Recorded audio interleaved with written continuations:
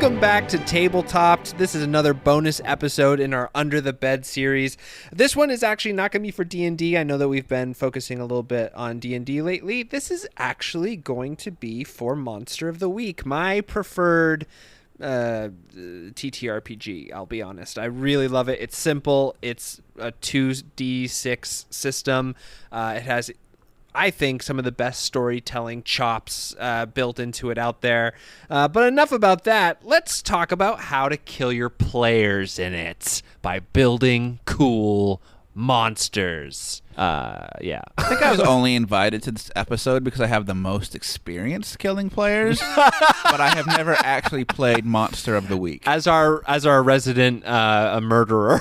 So, just to be clear, he does actually kill the players themselves. Yes. There is Straight a up attic full of bodies. It's the best way to really clear your table and have new blood come in. Just kill the people who are playing with you weekly. Yeah, and also, did you guys hear about that story of the New York Times where somebody in New York was killing people and then was sewing them into suitcases so that they would never be found, and then she passed away, and they were going through her estate for an estate sale or whatever, and there was just a closet full of suitcases with people in them, and she put lye on them and stuff so that they didn't everyone. decompose. This is our new podcast where we talk about the real horrors of real life. Yeah, it turns out that geez. the monsters were the people that we met along the Oh way. my gosh. We should put that in something. Yeah. Oh my gosh. Why didn't anyone ever think about people being the monsters?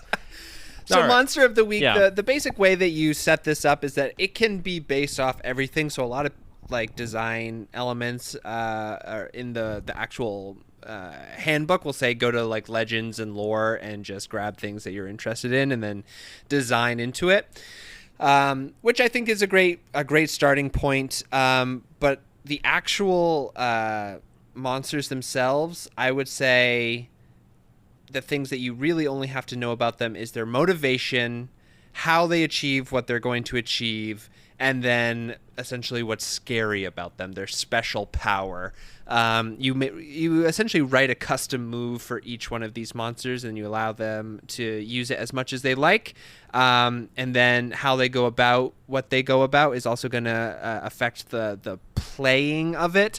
But again, most of the time your characters aren't even going to see the monster until the end, and so you just have to have an idea of what's happening in the background and when the sightings happen to really make it scary.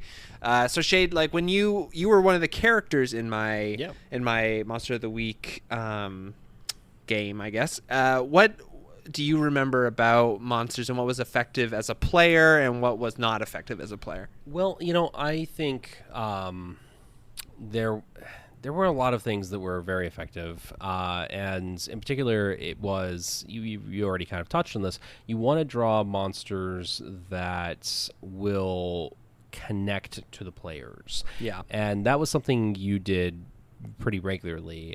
Each of the monsters, there may be a through line that directly connected us to them, and that gets the mystery started. But it also personalizes the fear. Yeah. I think that for me, there are two types of monsters. One is the unknowable monster where they're not sentient or they have completely alien kind of minds and intentions. And so you can't reason with them. You can't talk to them.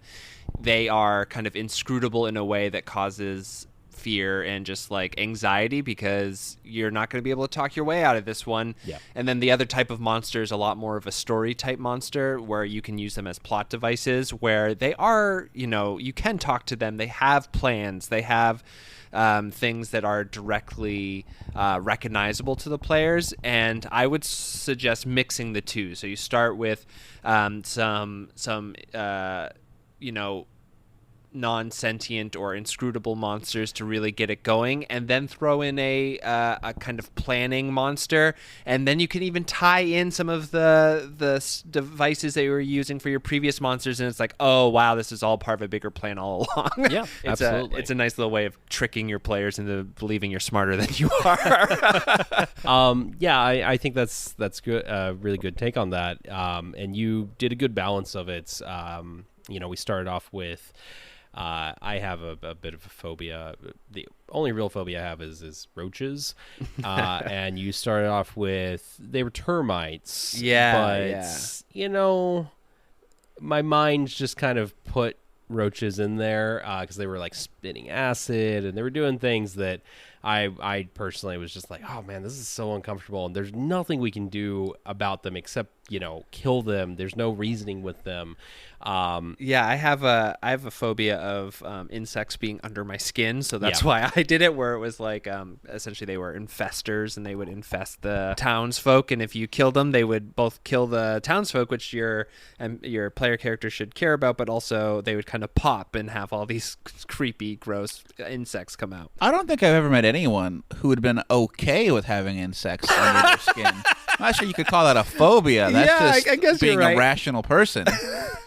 Don't dive too deep in the internet then. I'm just Oh, saying. no. There's some There? I think we've all learned not to dive too deep into the internet by there's sort this of point. it's sort of like with the giant squid, where we always knew that it was down there, but we didn't want to go that deep, Yeah.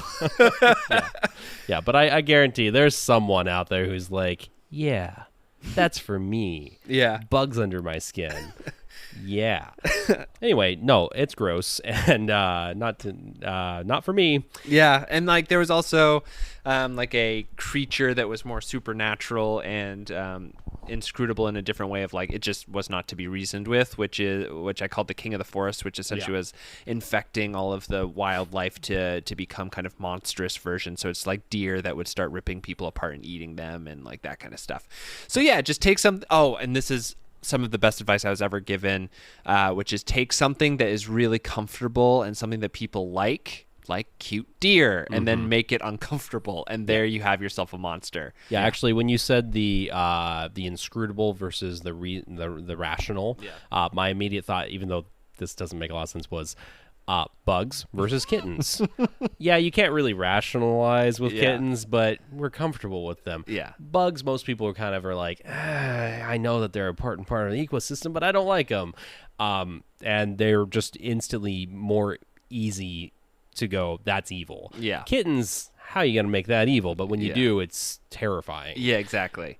It's like the Cheshire cat smile kind of thing. Yeah, absolutely. When it comes down to mechanics, I would say just really remember that in Powered by the Apocalypse that you are only going to be narrating when dice allow you to. The players are going to be driving most things. So something that I did, the book says to only give them like one armor or something, because they don't have you don't want your players to constantly be dying while fighting these things.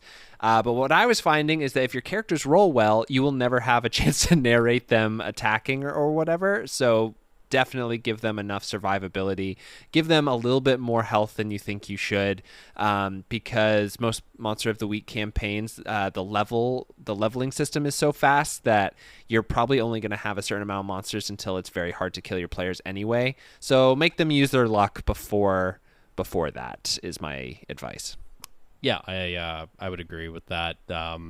You're always going to have that one player who just rolls hot constantly. That was in our game, not me, but yeah. In fact, some would say you were the opposite. I was the opposite. I was the one who was leveling fast because I failed constantly. It was so funny. Shade had a leveling tree that he essentially gave to me on the first session, and we were 2/3 of the way through it by like the third session. Yeah. I mean, failure after I survived by the skin of my teeth. Yeah. But yeah, and because you did ask, I had said that personal connection is also something a great way to terrorize your players. You had put a lot of thought into some of the monsters. There are a number of moments, but there are two moments in particular that are very related that I will never forget. And that was one when I made the realization with this 5e campaign that we were suddenly walking into Barovia. And I looked at Daniel and I said, you're kidding me, right? Because he hadn't announced it yet, but I knew what was up. Yeah, you got to sneak these things in. Yeah. And two, because it was that character is my little sweet cinnamon roll, who is a planar traveler, was brought over to this campaign, and Nick brought a shard of Strahd with him to that campaign. Not to my knowing, the FBI were in the town, and the person running the FBI, Who runs the FBI? Vampires. was J. Edgar Hoover? Vampire. fucking Strahd. And it was one of the most terrifying moments. Those two moments will forever be in my mind of like, oh my God, that's awful. Yeah, I guess this is actually a really good point about when you want to build a monster. I know it can be super satisfying to be like, this is the thing I like. This is the folklore bit that I'm super into. Definitely do those, but once you start getting deeper into your campaign, you'll know your characters so well that you can say, this will fucking wreck this character. Mm-hmm. And remember, it's never the player. You don't want to be like, this thing is going to make somebody very uncomfortable at the table, but it is definitely satisfying for everyone when you do something that one player character is just like, oh shit. When I'm running a game, one of my notes that I like to keep track of is whenever a player acknowledges something that gives them the heebie-jeebies. I have a player that has announced several times that he's terrified of worms. I recently had someone go, oh, I hope it's not a monkey. Monkey's really freaking me out. That one in the notebook. And then 5 minutes ago, I found out Shade hates roaches. Sure do. So that's an important tool thing. So just let people talk. That'll really help you figure out what to make scary for them specifically. Hey, and thank you, Tabletop, because I've kept that under wrap for years. Yeah, no, I think that that's a great point. Just make things that folks are, scared of, but also that their player character can also be scared of, either in a way that, wow, I would be scared of this because it is in direct conflict with some value or thing that I have to do, or scary in that, like, my character fears water because they almost died as a kid in the ocean, and then you bring in a water monster. And one of the things too is because, and this is just because we brought up the roaches here, I do have an actual phobia about them, but I know for a fact that I will go extra hard to kill them because I hate them and I want it dead and nowhere near me. So that will activate either, it may activate your flight in your characters, it may activate the fight, and it'll be fun to find out which. The next thing I'll say about building a Monster of the Week character is really make sure that they have a fun way of leaving clues. So Monster of the Week is essentially a mystery game. You're constantly trying to figure out why people are turning up dead in the town or wherever your setting is, or however you want to play this very versatile game. And so you have to make these monsters identifiable in some way. I had monsters that were essentially big lampposts with like sound systems on them. Very spooky, but I wrote into them that they could be like shape-shifting sort of thing, and that they could blend into the background. But then I also would tell the players, hey, remember those lampposts that were over there a little while ago? They're not there anymore, and you noticed that. Yeah.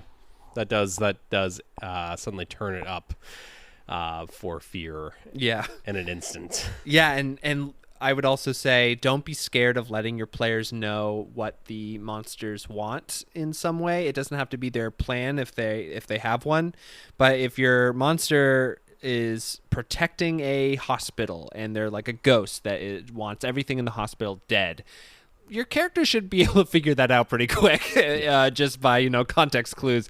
So let them figure it out, because then the fun part comes in how they're going to deal with it. And that is going to be where your really cool session, like the heart of your sessions, are going to lie. So let that breathe. Anything that you didn't like about monsters, or the fighting of them, or the identifying of them?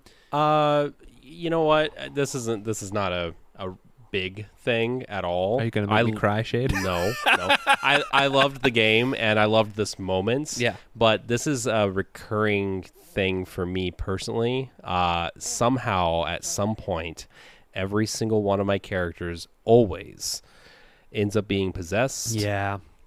In some fashion.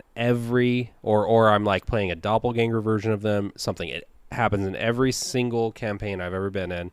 And it's fine. It's fun, and I actually do kind of enjoy it because I think I am a good team player, and I like to kind of lean into that. Oh, you want me to actually be the monster here? Okay, I can do that. And I'll do it, but at the same time, it does kind of then mean, that your player's agency. So, I don't know. Like, you got to be careful about it is all I'm saying. Like, with me, I'm fine with it. It does happen, and it's like, damn it happened again. I thought I'd get away with it this time. But... There are 2 times where I did that in the Lakewood campaign. One of them I regret. One of them I do not. Yeah. One of them was Mildred's like doppelganger, was able to like charm people essentially, and it was sort of one of his custom moves. I regretted it. I think that it's just not as fun to take away the agency of players, like you said. It's just not. I thought that was a fun moment, though, and it led to some interesting things, like me getting shot in the ass. No, I mean, I think that was really fun, but that's...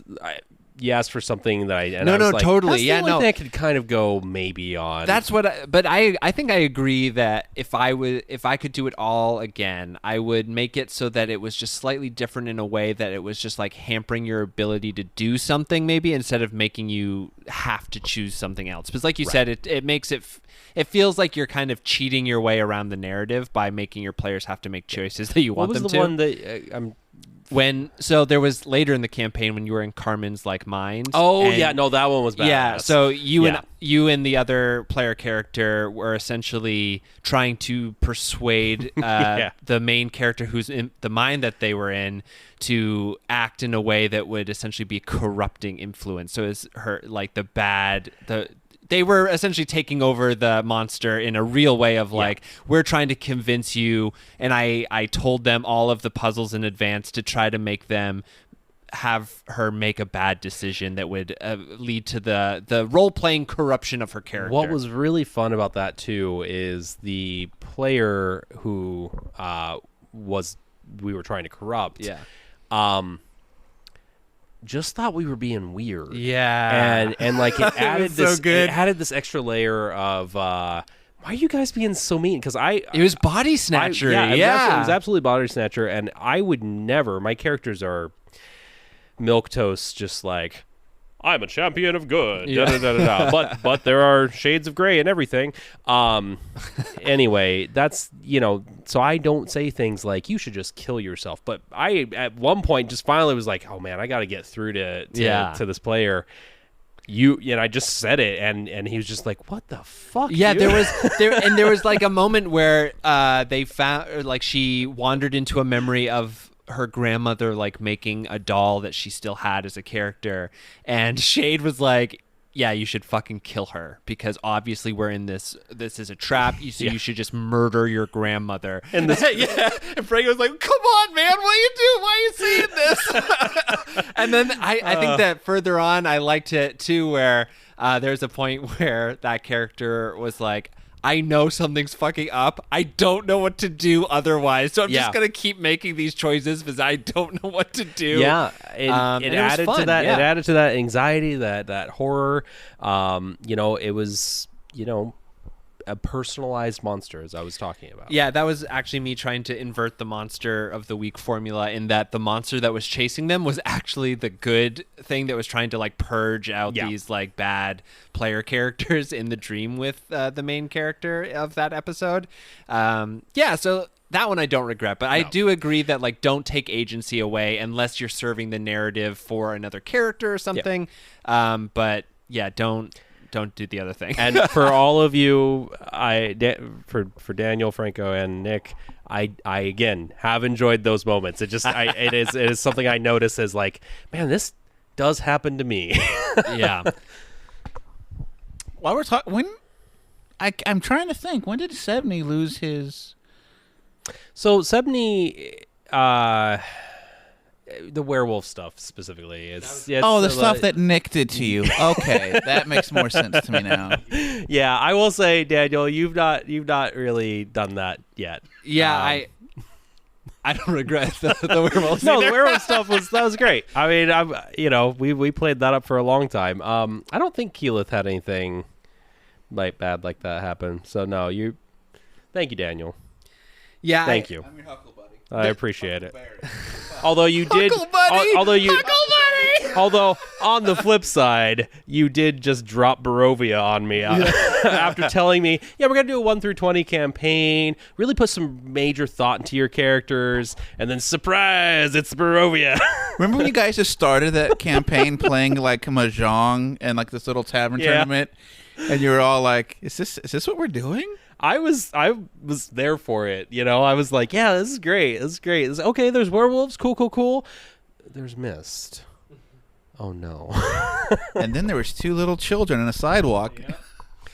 Yeah, so I think that, like everything, you have to be really careful of what your player's story, like, because there's a really interesting thing, and again, this is maybe another full-length episode we can do about the difference between the narrative and the player's conception of themselves, and that you have to like walk that line fairly closely, because you can, like, Monster of the Week is great at this. You can nudge them in a direction based on encounters, character development wise, and really get to tell a really cool story with them. But yeah, don't do stuff that really tries to wrest away narrative power from your players, because the whole thing about Powered by the Apocalypse I love so much is that you really allow your players to drive a lot of the moments, and you get to just sort of take, you know, the stakes up to the next level when the roles permit, and to really give them a place to play in. So yeah, that's what I would say about Monster of the Week characters. I hope this was helpful. Daniel, what do you think? You've never played Monster of the Week. Do you feel like you could make one now? I could set one up. Okay. You guys want to do that after we turn this off? Yeah, I think Monster so. of the Week? Let's do it. Oh, one last thing. Make their attacks do like 4 harm. These things don't live too long usually, and you want them, when they do attack, to really be scary. Again, 4 harm is just before they start entering critical hit territory. So let them taste, you know, oh God, I feel the blood in my mouth before they, you know, kill it, and that kind of thing. Maybe evaluate your player's luck first. Yeah, if they're consistently rolling 5s, then maybe let them off a couple times. Well, thank you all for talking to me about Monster of the Week, my favorite thing. So we're going to put this figurative monster back under the bed? Yeah, we are going to take this monster-making system and shove it under the bed where it belongs, next to the Beholder and other upcoming monsters we're going to talk about. Where the hell did the Beholder go? No! Oh, it's ass!